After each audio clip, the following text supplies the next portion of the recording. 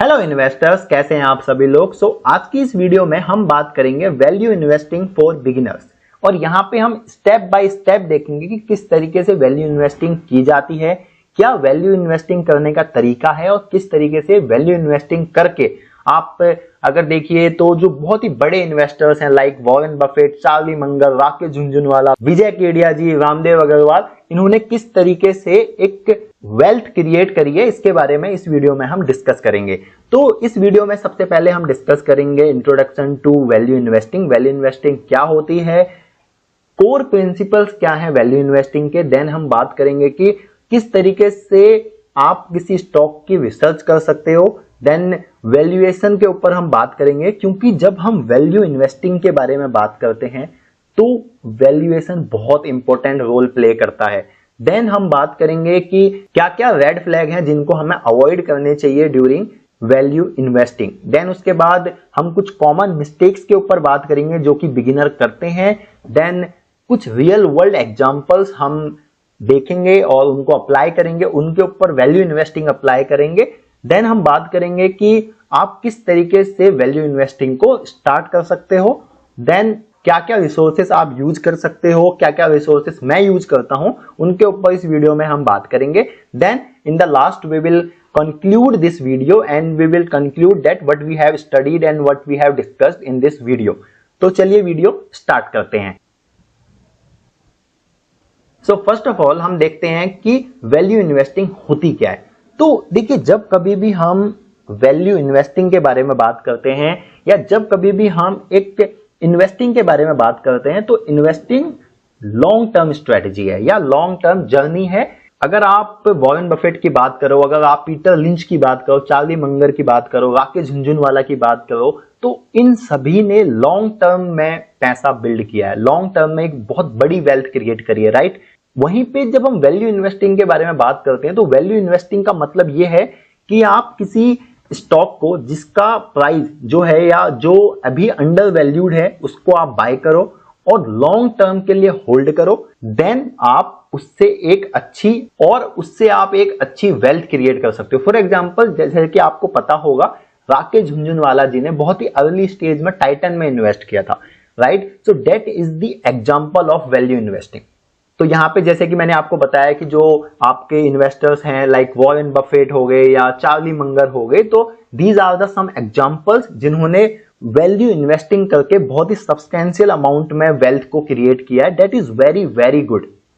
अब ये इंपॉर्टेंट क्यों है? देखिए, ये इंपॉर्टेंट है क्योंकि यहां पे आपका कंपाउंडिंग इफेक्ट काम करता है, राइट। आई होप कि आप जानते होंगे कि कंपाउंडिंग इफेक्ट क्या होता है। अगर आप नहीं जानते तो इसके ऊपर भी हम एक डिटेल वीडियो बनाने वाले हैं। आप मुझे कमेंट्स करके जरूर बताएं कि क्या आप जानते हैं कि कंपाउंडिंग इफेक्ट क्या होता है। अगर आप नहीं जानते तो हम नेक्स्ट वीडियो में इसके बारे में बात करेंगे। अभी एक बहुत ही छोटा सा एग्जांपल मैं आपको देता हूं। फॉर एग्जांपल, आपने 1000 रुपीज इन्वेस्ट करें, राइट, और एक साल के बाद आपको 1000 के आपके पास हो गए 1050, राइट।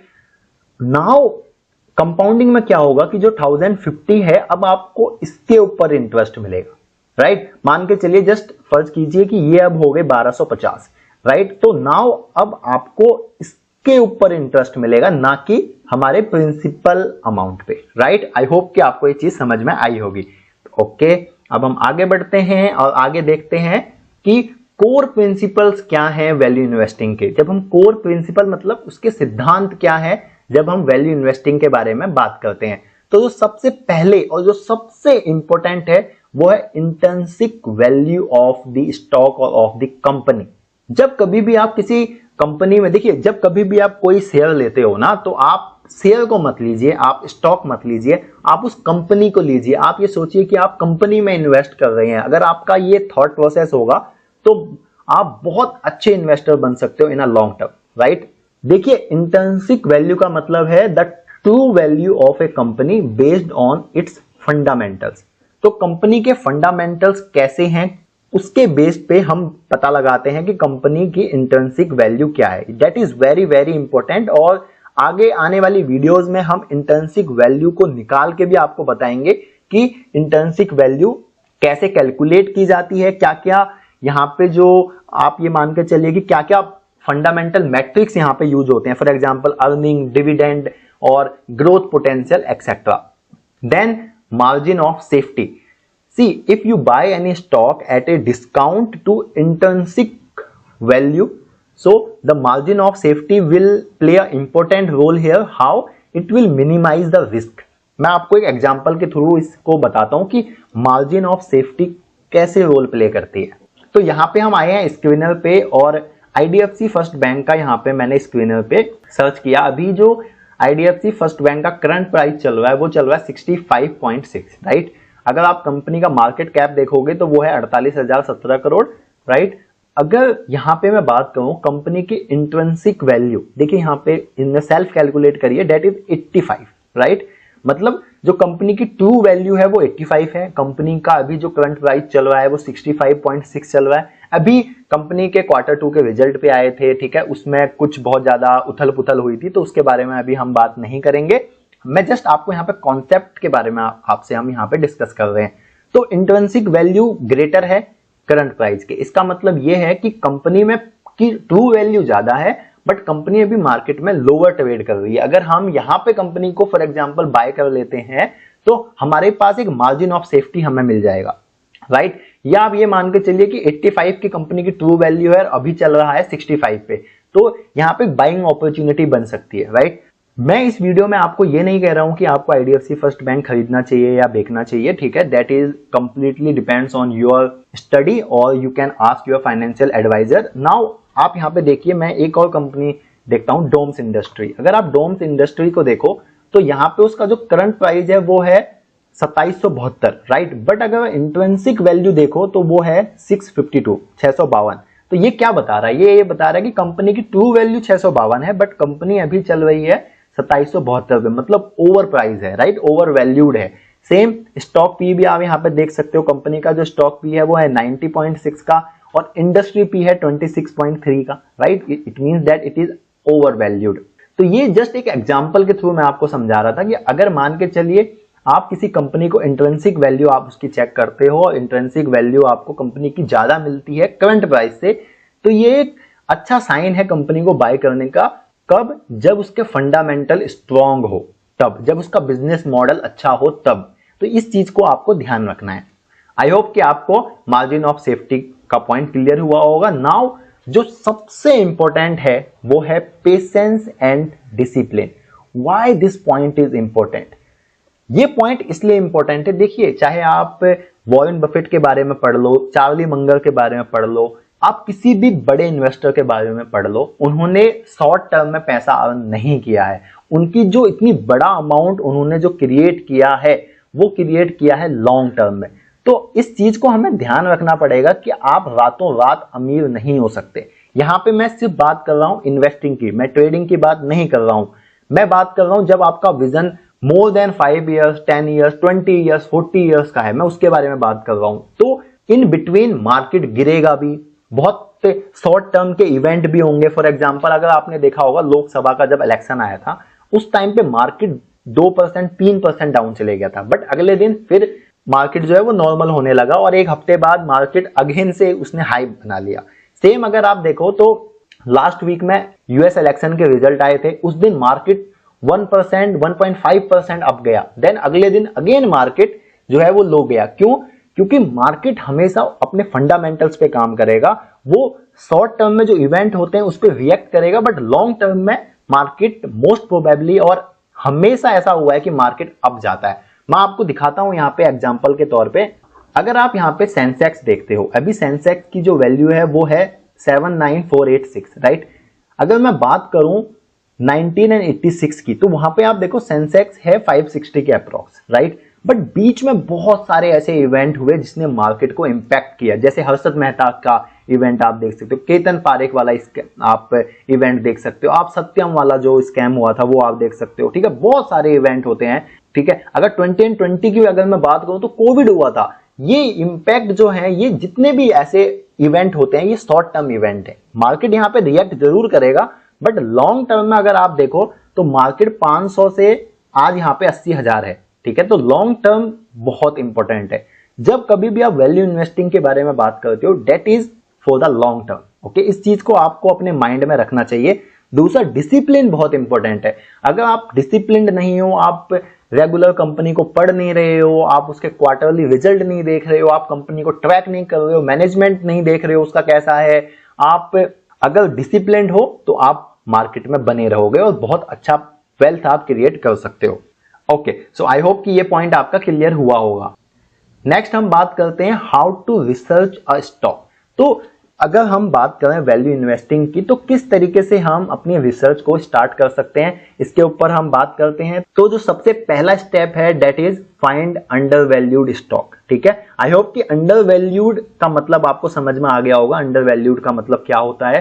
ठीक है, इसके ऊपर हम और डिटेल में भी बात करेंगे कि क्या क्या फैक्टर्स हैं जिसके बेस पे आप पता लगा सकते हो कि ये स्टॉक अंडर वैल्यूड है।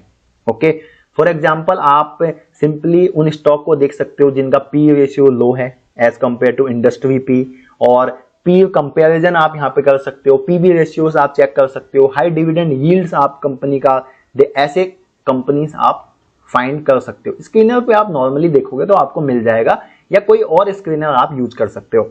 देन आप कंपनी के जो फाइनेंशियल हेल्थ है, मतलब कंपनी की फंडामेंटल्स आप चेक कर सकते हो। That point is also very very important.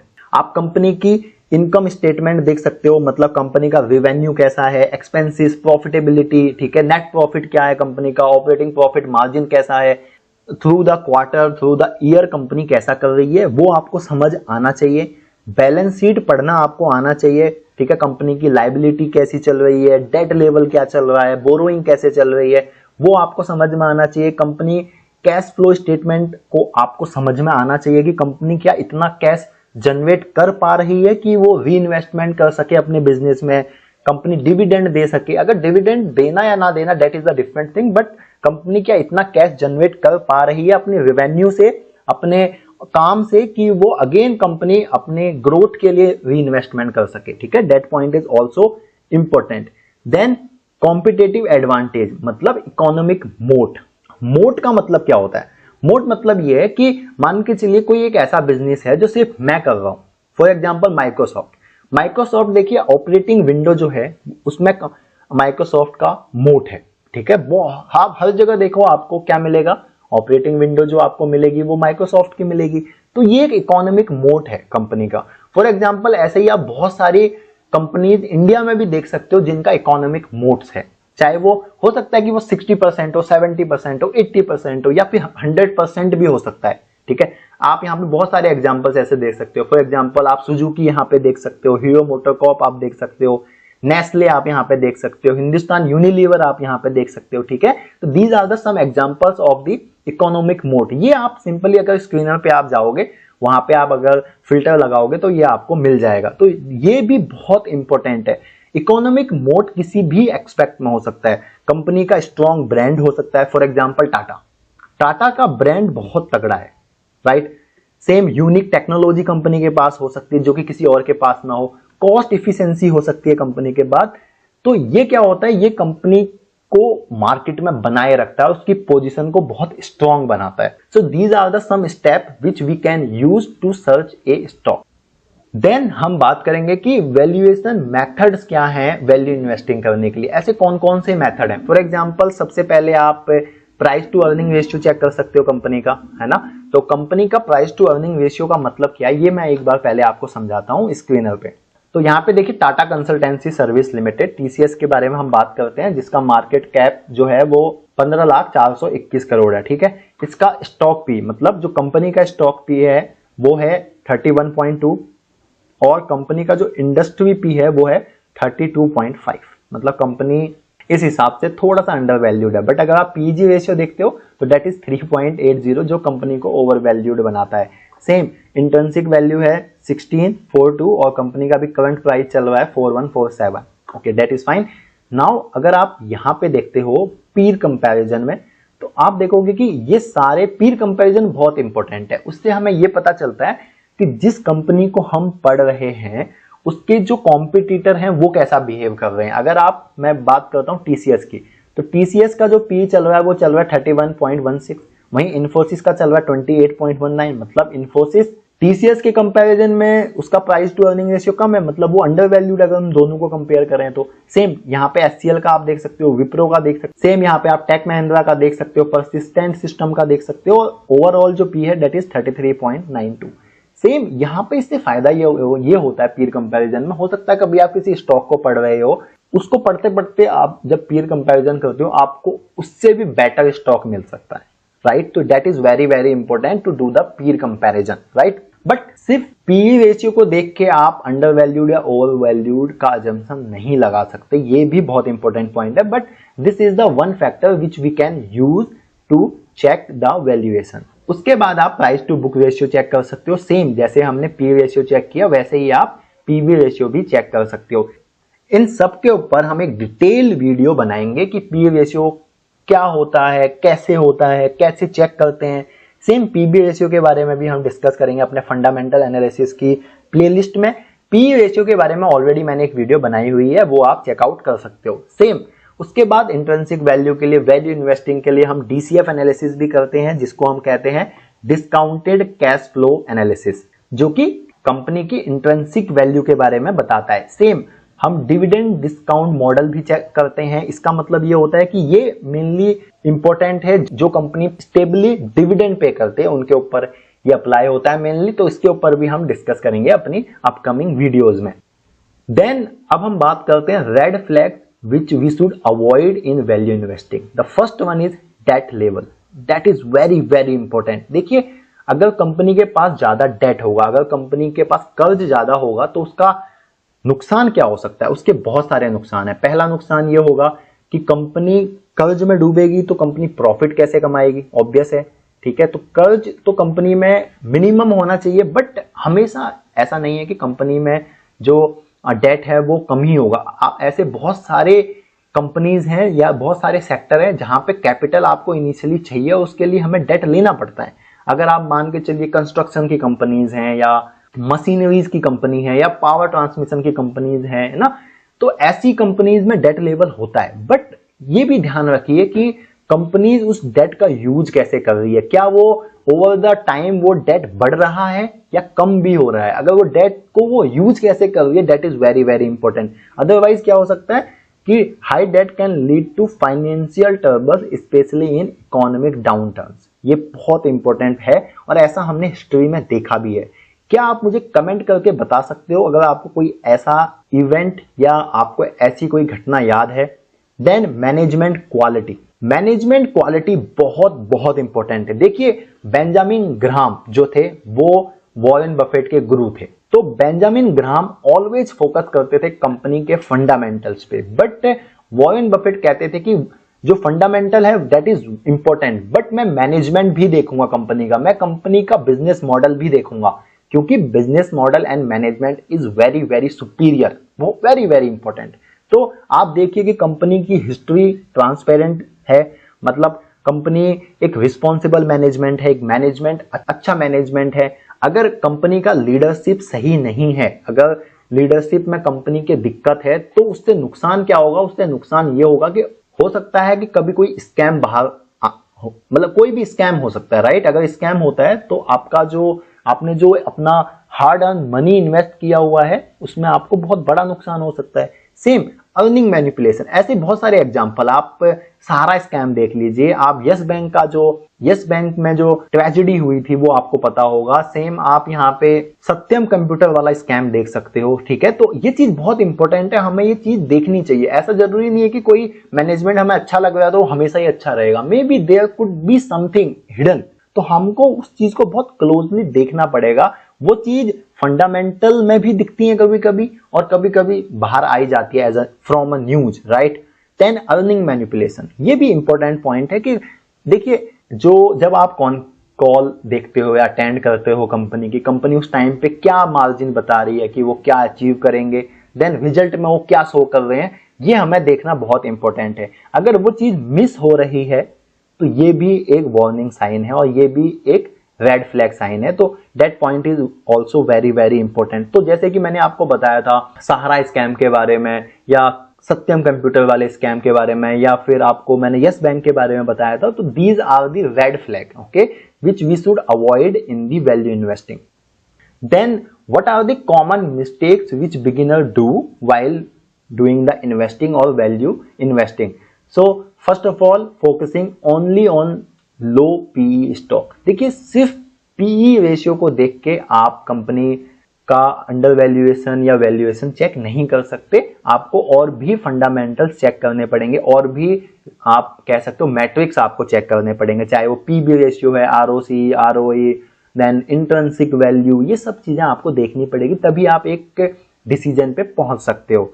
Then ignoring the market sentiment, ये पॉइंट भी बहुत इंपॉर्टेंट है। देखिए क्या होता है कि शॉर्ट टर्म में आप शॉर्ट टर्म की जो वोलेटिलिटी है उसको आप इग्नोर कर सकते हो, बट आपको लॉन्ग टर्म का पॉइंट भी देखना पड़ेगा। फॉर एग्जांपल मान के चलिए बैंक या कोई भी एक ऐसा सेक्टर है जो परफॉर्म नहीं कर रहा है, आप वहां पे इन्वेस्ट कर दो और मान के चलिए लॉन्ग टर्म में वो सेक्टर बहुत अच्छा परफॉर्म ही ना कर पाए, तो क्या होगा, आपका जो वेल्थ है वो उस हिसाब से बिल्ड नहीं हो पाएगी। बट अगर आपको ये पता है कि फ्यूचर किस चीज का है, अगर आपको ये पता है कि फॉर एग्जांपल अभी आप देखिए जितने भी कंट्रीज हैं, है ना, वो सब कन्वेंशनल इलेक्ट्रिसिटी जब प्रोड्यूस करते थे वहां से अब वो जा रहे हैं रिन्यूएबल की तरफ, तो that is the one picture which we could see. Okay, उनके बेस पे हम इन्वेस्ट कर सकते हैं। यहां पे मैं कोई बाइंग या सेलिंग का रिकमेंडेशन नहीं दे रहा हूं, जस्ट आपको बता रहा हूं। सेम आप ब्रॉडर व्यू अगर देखते हो तो वहां से बहुत सारी चीजें क्लियर होती हैं,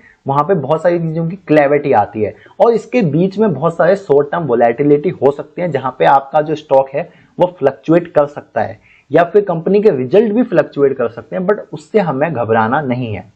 देन लैक ऑफ डाइवर्सिफिकेशन, ये पॉइंट बहुत इंपॉर्टेंट है। देखिए डाइवर्सिफिकेशन का मतलब क्या है, अगर मान के चलिए आपके पास 100 रुपीज हैं और आप सारे पैसे अपने ए स्टॉक में इन्वेस्ट कर देते हो, वहीं पे एक दूसरा इन्वेस्टर है जो 100 रुपीज को ए, बी, सी और डी में इन्वेस्ट करता है, तो यहां पे क्या होगा, जब मान के चलिए कोई वीकनेस आती है, इकोनॉमिक वीकनेस आती है, मार्केट करेक्ट होता है, तो इसका पैसा बहुत जल्दी करेक्ट होगा क्योंकि इसने सिर्फ ए में इन्वेस्ट किया। या मान के चलिए ये ए जो कंपनी है यहां पे कुछ फ्रॉड हो गया, स्कैम हो गया, तो पैसा गया, बट इसने क्या किया था, इसने अपने पैसे को ए, बी, सी, डी में इन्वेस्ट किया था। तो अगर मान के चलिए ये डाउन गया है तो हो सकता है ये अप हो, ये अप हो, ये अप हो।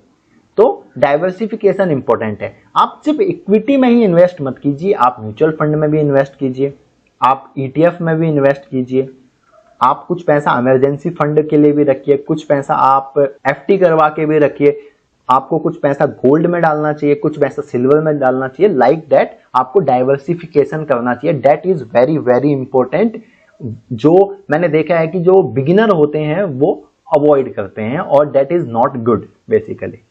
अगर हम रियल वर्ल्ड का एक एग्जांपल देखें वैल्यू इन्वेस्टिंग का, तो यहाँ पे फॉर एग्जांपल यहाँ पे अगर हम कोल इंडिया के बारे में बात करते हैं, ठीक है, कोल इंडिया जो कि mining and production of coal में उसका बिजनेस है, तो यहाँ पे अभी जो करंट प्राइस चल रहा है वो चल रहा है 424, ठीक है। तो ये जस्ट एक मैं एग्जांपल के तौर पे आपको समझा रहा हूँ। मार्केट कैप कंपनी का है 2,61,330 और 52 वीक हाई है 545 और लो है 328। अगर आप कंपनी का स्टॉक पी देखो तो वो है 7.26 और इंडस्ट्री पी देखो तो वो है 19.2। ओके, तो यहाँ पे लग रहा है कि कंपनी जो है वो अंडर वैल्यूड है। सेम पीजी रेशियो देखो तो 0.44 है। ओके, अगर आप यहाँ पे इंट्रिंसिक वैल्यू देखो तो 756 है, बट अगर आप यहाँ पे देखोगे तो जो करंट प्राइस है वो 424 है। मतलब सिंपल है कि जो कंपनी है वो इंट्रिंसिक वैल्यू से बहुत सस्ते दामों पे मिल रही है। ओके, सेल्स ग्रोथ जो कंपनी की है वो है 16.5, 3 साल की, 5 साल की है 16.4 और प्रॉफिट वेरिएशन जो है वो है 43.3%। कंपनी में डेट देखें तो वो 7,816 है और कैश इक्विवेलेंट है 32,149। फाइन। नाउ अगर हम कंपनी को यहाँ पे अगर देखें तो कंपनी अभी जो ट्रेड कर रही है वो 50 और 100 डे मूविंग एवरेज के नीचे यहाँ पे ट्रेड कर रही है। ओके, कंपनी के प्रोज अगर आप देखो तो आप यहाँ पे देखो कंपनी ऑलमोस्ट डेट फ्री है, company providing a good dividend provide कर रही है, कंपनी का जो रिटर्न ऑन इक्विटी है, इक्विटी से जो वो रिटर्न जनरेट कर रही है वो 3 साल में 52.8 है, that is good. Company has been maintaining a healthy dividend pay out 49.8%, that is also good. Company अच्छा डिविडेंड पे करती है। अगर पीर कंपैरिजन अगर आप करो तो यहाँ पे भी आप देख सकते हो कि और कंपनी और जो उनके कॉम्पिटिटर हैं उनसे कम पी है। अगर हम यहाँ पे बात करें तो अगर आप यहाँ पे कंपनी का और चीजें भी देख सकते हो, फॉर एग्जांपल क्वार्टरली सेल्स देख सकते हो, आरओसी देख सकते हो, आरओई देख सकते हो, इंडस्ट्री पी यहाँ पे आप देख सकते हो, राइट। पीबी रेशियो आप यहाँ पे देख सकते हो, पीईजी रेशियो आप यहाँ पे देख सकते हो।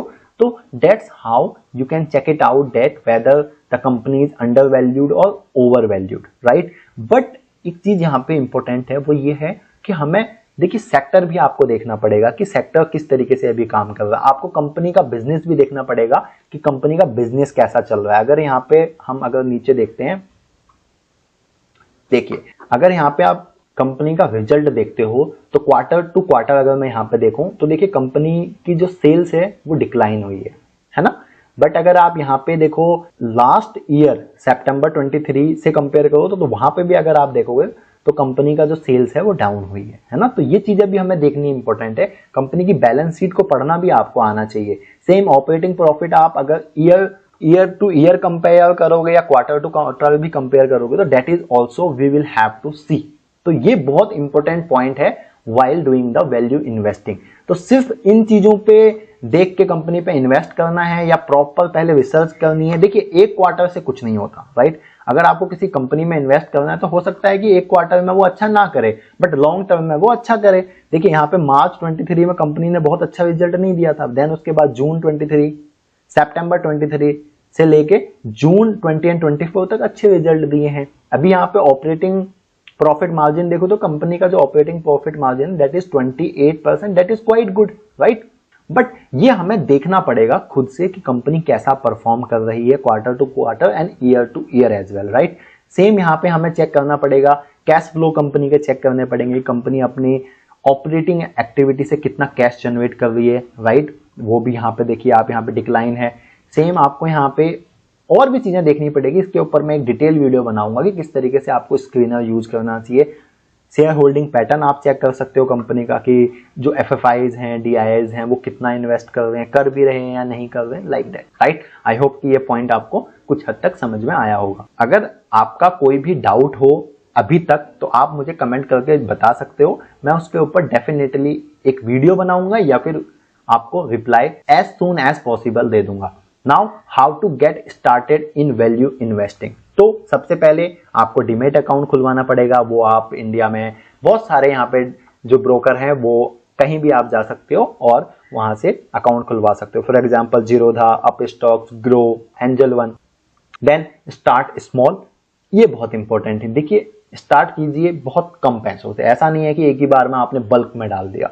बहुत कम पैसों से इन्वेस्ट कीजिए, चीजों को समझिए, एनालाइज कीजिए, अपनी स्किल्स इंप्रूव कीजिए, नॉलेज इंप्रूव कीजिए, कॉन्फिडेंस बिल्ड कीजिए। देन उसके बाद धीरे धीरे बट रेगुलर इन्वेस्ट कीजिए, उससे आपको बहुत कुछ सीखने को मिलेगा। अपनी परफॉर्मेंस को ट्रैक कीजिए, कंपनी जो भी कंपनी में आपने इन्वेस्ट किया है उसका मैनेजमेंट को अच्छे से एनालाइज कीजिए, बिजनेस मॉडल को पढ़िए, उसके क्वार्टरली रिजल्ट को ट्रैक कीजिए, कॉल सुनिए कंपनी की, कंपनी क्या बोल रही है, क्या कर रही है, उसके ऊपर चेक कीजिए। That will be beneficial for you. Then अगर मैं बात करूं रिसोर्सेज के ऊपर तो देखिए बुक्स पढ़िए, सबसे इंपॉर्टेंट है। आप अगर बहुत ही बिगिनर हो तो रिच डैड पुअर डैड से आप स्टार्ट कर सकते हो। आप learn to earn by Peter Lynch से स्टार्ट कर सकते हो। Common stocks and uncommon profits by Philip Fisher, आप ये बुक पढ़ सकते हो। The intelligent investor by Benjamin Graham, ये बहुत ही थोड़ी सी कॉम्प्लिकेटेड बुक है बट अगर आपकी अंडरस्टैंडिंग अच्छी है अब तक तो आप इसको पढ़ सकते हो। Security analysis bye Benjamin Graham and David dude, ये आप पढ़ सकते हो। वेबसाइट एंड टूल्स तो आप पर्सनली मेरे से पूछो तो मैं इकोनॉमिक टाइम्स पढ़ता हूँ, मैं बिजनेस स्टैंडर्ड पढ़ता हूँ, स्क्रीनर.इन में मैं बहुत ज्यादा टाइम स्पेंड करता हूँ, investing.com आप देख सकते हो, मनी कंट्रोल आप देख सकते हो। आप कोई ऑनलाइन कोर्सेज भी यहाँ पे देख सकते हो। यहाँ बहुत सारे ऐसे ऑनलाइन कोर्सेज हैं जिनको आप देख सकते हो but that course should be beneficial. For example SOIC का आप कोर्स ले सकते हो। CA रचना बनाडे के भी जो कोर्सेज हैं इंडिया की अगर मैं बात करूं तो बहुत ही बेनिफिशियल है, आप उनको गो थ्रू कर सकते हो। अगर मैं फाइनल टिप्स या इस वीडियो को कंक्लूड करें तो सबसे इंपॉर्टेंट है आपको इन्फॉर्म रहना पड़ेगा, स्टे इन्फॉर्म्ड, राइट। हमेशा जो फाइनेंशियल न्यूज को फॉलो कीजिए, अपनी जो सेक्टर है उनको ट्रैक करते रहिए, इंडस्ट्री अपडेट लेते रहिए, कंपनी में क्या चल रहा है, आगे क्या होने वाला है, इसके ऊपर प्रॉपर अपना एक ट्रैक बनाइए।